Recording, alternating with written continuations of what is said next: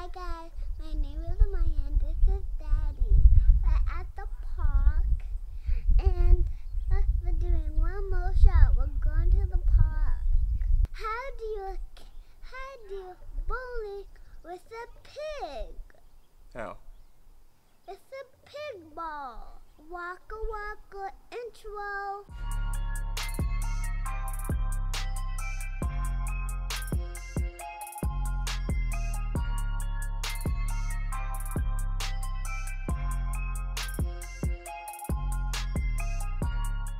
Welcome back to the Everyday Dreamer, and my name is Gerald. And what's your name? Amaya. She's my special guest for today. And you know what? I realized that we went through this whole time, and we're talking about Black Lives Matter. We're talking about protests, and we're talking about why people don't support you. We're talking about all of this stuff. Keyboards. We're talking. And learn how to be quiet.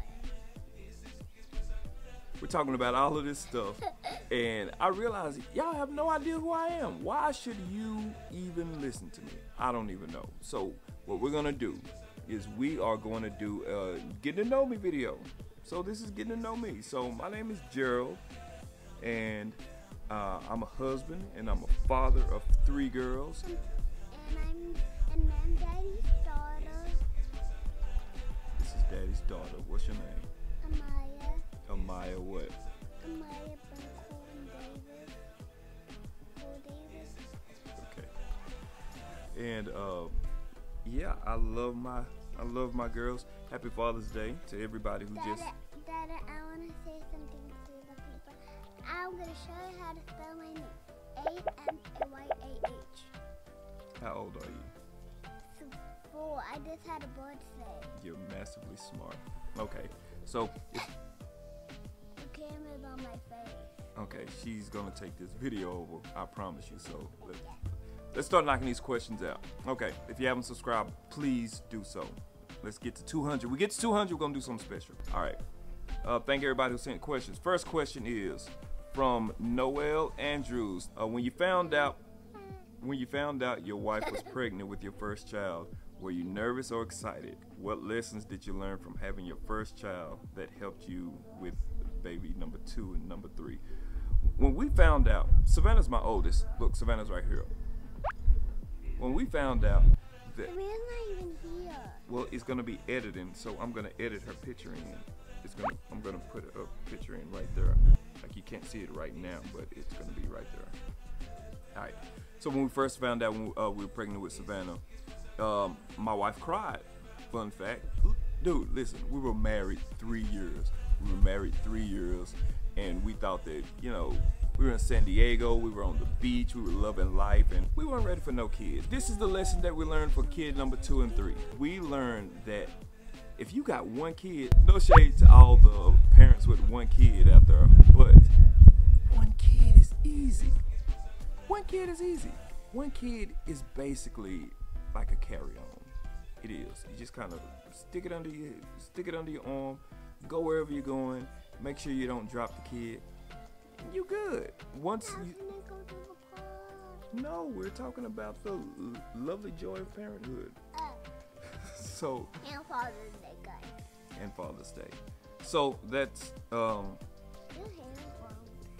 so with the first kid, honestly, that's the lesson. You have no idea how lucky you are to only have 1 kid. Why did you want to become a part of a fraternity? Why A5A? Why did you choose to go to JCC?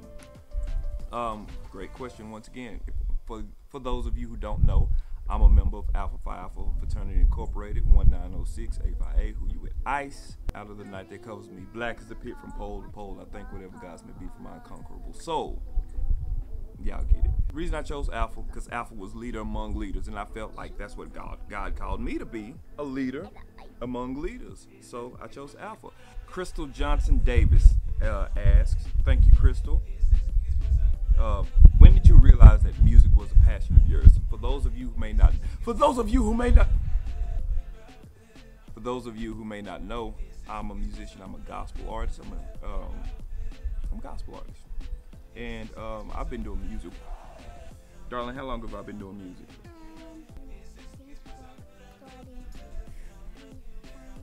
I've been doing music for 43 times. So before music, I played basketball. I was going to the league, I promise. The only issue was I basically stopped going in the 9th grade. So I was about 6'1" in the 9th grade and it just kind of stopped. I was at practice in my school my freshman year and I heard this singing.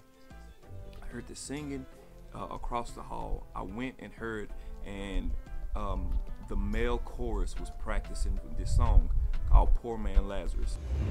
Poor man Lazarus, sick and disabled,